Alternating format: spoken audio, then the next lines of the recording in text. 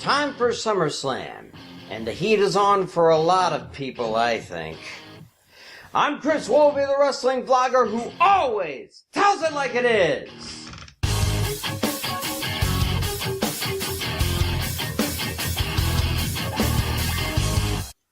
For the fourth straight year, SummerSlam emanates from Brooklyn, New York. And as I stated last time, it's hardly been a barn burner, though it's had its moments. Every one of the 9 titles are up for grabs, 2 in the kickoff and 7 on the main card.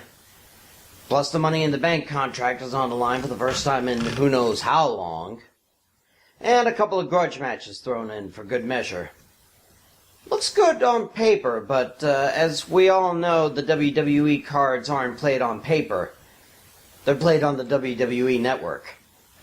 So let's see how well I do this time. Here are my predictions for SummerSlam 2018. Start as always with the kickoff show. Andrade Cien Almas and Zelina Vega versus Rusev and Lana. Rusev, Lana, do yourselves a favor, please, and tell Aiden English to take in a night at the Met or something. Personally, I think he should have been chucked with Simon Gotch.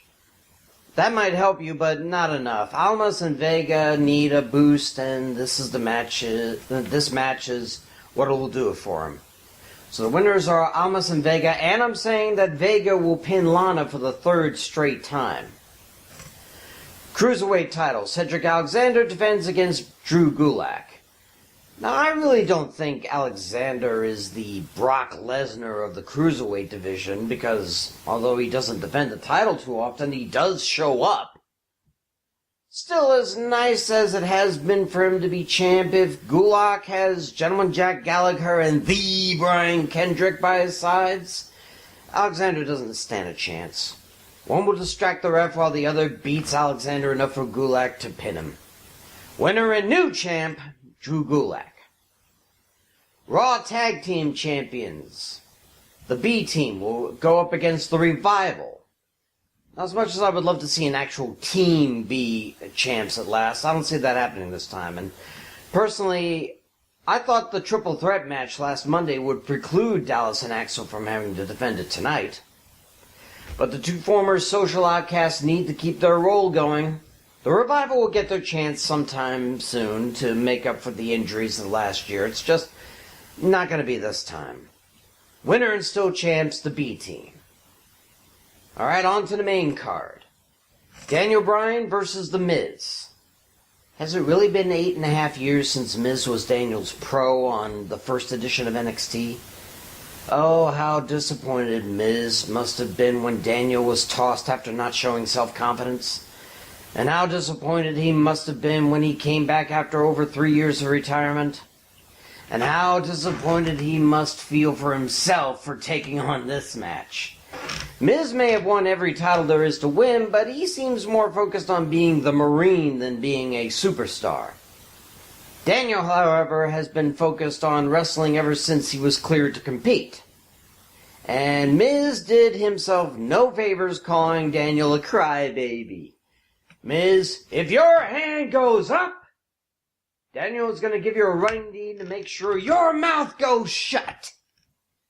I'm picking Daniel Bryan. Finn Balor versus Constable Baron Corbin. Okay, seriously? Corbin needs to face Kurt Angle for the GM position of Raw because Corbin is not doing well in the ring. Sure, he slaughtered Tyler Breeze, but hey, so could Asuka if it came to that. And this big guy, little guy feud didn't work with Big Cass and Daniel Bryan, so why are they trying it again on Raw? Corbin has a few accolades under his belt, but Balor is looking to get back in the Universal title hunt. Something Corbin can only dream of being. And Finn, please bring back the demon. It's been far too long. Winner is Finn Balor.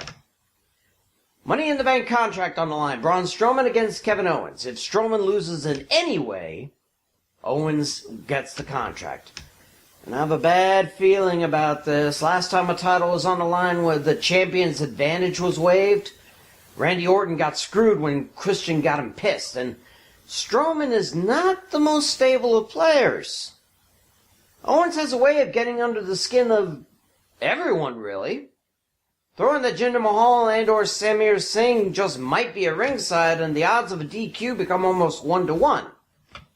But one advantage Strowman has is history. Not too many Money in the Bank contract defenses ended up with the challenger winning the briefcase. Strowman can chase anyone away and still get back in before the 10 count, and Owens can't piss him off that much, right? Anyway, I'm going with Braun Strowman to hold on to the contract. SmackDown Tag Team titles. The Bludgeon Brothers defend against The New Day. Seriously? The only way to make this a fair fight is if Kingston, Big E, and Woods compete. And even then, it's not likely. After all, Harper and Rowan destroyed The New Day and the Usos to win the titles back at WrestleMania. I think it's going to take a newer team to put the big guys down. That being said, it's them who are acting like Brock Lesnar's and only fighting at pay-per-views, last SmackDown notwithstanding. Still, if you can decimate any team on the roster, you can get away with that, I guess. I'm sorry, New Day, but prepare to be sour and feel the power of the Bludgeon Brothers, because they're going to retain the titles. SmackDown Women's Championship Triple Threat Match. Carmella versus Becky Lynch versus Charlotte Flair. Why, oh why is Charlotte in this match? Do they not think Becky can give a good show? That's just plain BS if you ask me. The Irish Lass Kicker has more than enough skill to put down the Ellsworthless Staten Island Princess. And damn it, she deserves a chance at Carmella one-on-one. I don't know if it was the residual PCB loyalty that made Paige put Charlotte in, but this doesn't bode well for Becky. They may have been friends, but only one can walk out with that blue belt. And given equal footing, that isn't Becky. I think this is what we're going to see a heel turn for Becky Lynch soon. Winner and new champ, Charlotte Flair. Raw Women's title. Alexa Bliss defends against Rowdy Ronda Rousey. I haven't heard about Natalya being in Rousey's corner after the death of her father, Jim Neidhart. I'm sure she needs time to mourn. God knows when my dad died, I knew I needed time. But if she doesn't, that just makes things tougher for Rousey. After all, Bliss, A, always tries to avoid a fight she's sure she can't win, and B, has Mickie James by her side constantly. Without someone to counter James, what can Rousey do? I mean, maybe Ember Moon takes the place of Natalya, but Bliss can still run like hell if she feels Rousey can even lay a finger on her. As much as having Rousey as champ would be a boon, I don't think she's ready for it quite yet. She'll win, but by disqualification, thanks to James's interference. United States Championship rematch. Shinsuke Nakamura defends against Jeff Hardy. Everyone, including me, thought this would be a triple threat with Randy Orton. But it's obvious Orton doesn't give a damn about the title. He's out to hurt Jeff Hardy and put him on the shelf for good. And that can only be good news for Nakamura. Orton will probably jump Hardy before the match, beat him to a pulp, and then toss him in the ring for Nakamura to clean up. Or maybe Orton will do what he did before and jump Hardy during the match. Or, even if this does become a triple threat, Orton will just target Hardy, and once Hardy is unconscious, Orton will leave and let Nakamura have the win. In any case, Nakamura will retain, and Hardy will be in pain. Maybe Cousin Nero showing? I don't know. Intercontinental Championship rematch. Dolph Ziggler takes on Seth Rollins. Nice to see Dean Ambrose finally cleared for action. This might actually level the playing field, as Drew McIntyre hasn't seen anyone like Ambrose before. Lunatic versus psychopath outside the ring? Oh, I like. Inside the ring, Ziggler and Rollins will put on a clinic, provided their seconds stay out of it. This will be the surprisingly best match of the night, I think. Certainly, Ambrose and McIntyre will get involved sooner or later, but they'll cancel each other out, I believe. Rollins may have the youth over experience advantage, but Ziggler ain't above cheating to hold the title. Whether directly by McIntyre's hands or not, Ziggler will hold on to the title. and then the Shield will go on the offensive to take them down later. WWE Championship match, AJ Styles against Samoa Joe. Mostly talk, very little action between these two since the match was announced. In fact, neither man has been in a match on SmackDown Live since the title match was announced, I believe.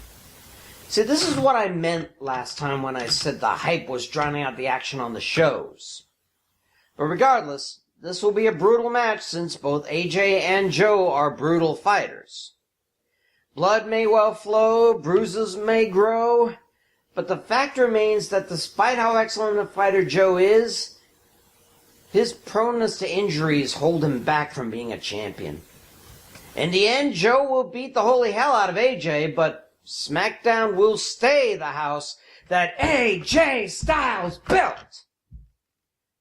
Lastly, but so not leastly, the Universal title on the line as Brock Lesnar has his 11th defense in 17 months and first since April against Roman Reigns. This is it, folks. This is the end, my beautiful friends, the end. The long Universal nightmare will be over. After holding the Universal Championship hostage since beating Goldberg, the reigning, defending, undisputed Universal Heavyweight Champion will finally release that crimson belt and head off to UFC where he can win a title and defend wherever the hell he wants. It's all over for the Beast Incarnate. But it will not be because of Roman Reigns. Don't get me wrong. I think Roman will put Brock down, but not out. And I think Brock will rally back as he usually does and get the win. And that is when Braun Strowman marches down that aisle with briefcase in hand, gives it to a ref, and beats the crap out of the exhausted Lesnar, leading to your new Universal Champion being Braun Strowman. In fact, irregardless of who holds the briefcase and who wins the scheduled title match, I think that someone will cash in and win the title. Whether it's Braun versus either Lesnar or Reigns, or Owens versus Reigns. No way Owens beats even a tired Lesnar. That is my bold prediction for this pay-per-view. So, those are my picks. And man, are they hot. I'm Chris Wolvie, the wrestling blogger who always tells it like it is. See ya!